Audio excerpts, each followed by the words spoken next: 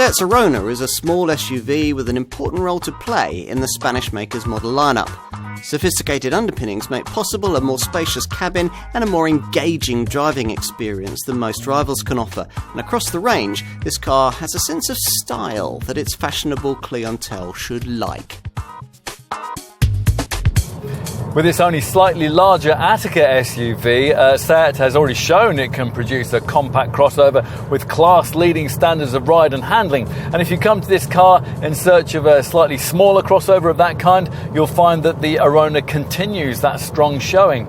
If you happen to be familiar with rivals in the small SUV segment, you may well notice that the steering here is more direct, the corner turn-in is more precise, and that body roll is rather better controlled. Credit for much of this can be given to the stiff, sophisticated MQB A0 platform that this model shares with the 5th generation Ibiza supermini that's based on.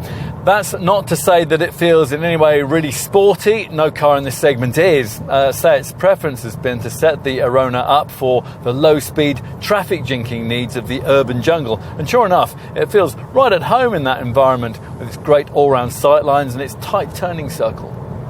As for engines, well, most will choose the likeable 1-litre TSI turbo petrol variant we're trying here.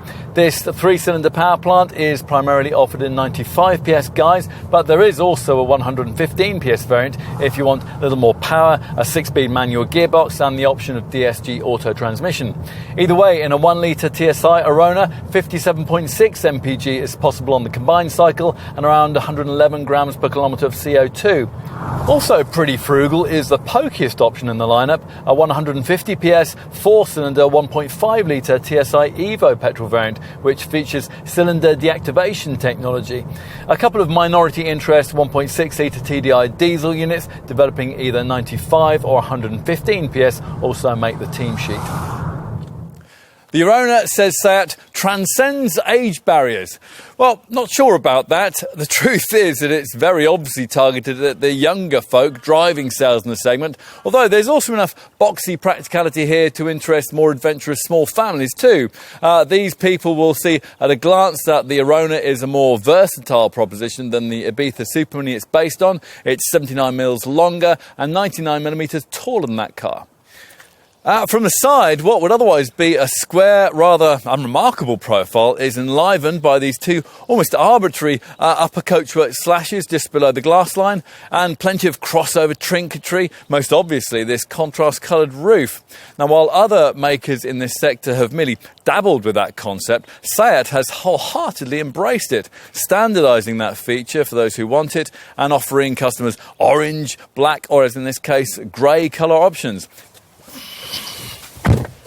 And inside, well, if you like the funky attitude of the exterior, you might be a bit disappointed to find that little of that's been carried over into the cabin, which is virtually identical to the rather conservative interior you'll get in the Ibiza, although you do set a little higher.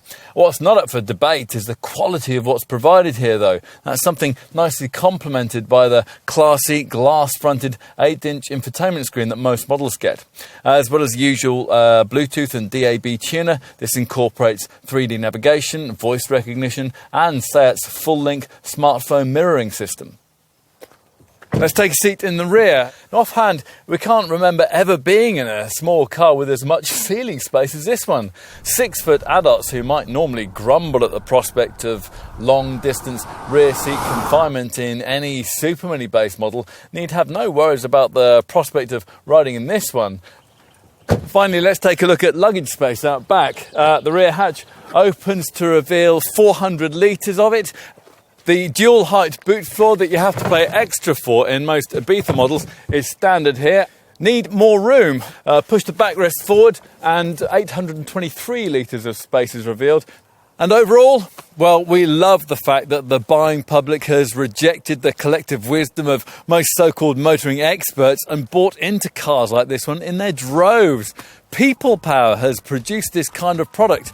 And if you've been a part of that, we reckon you'll like this end result.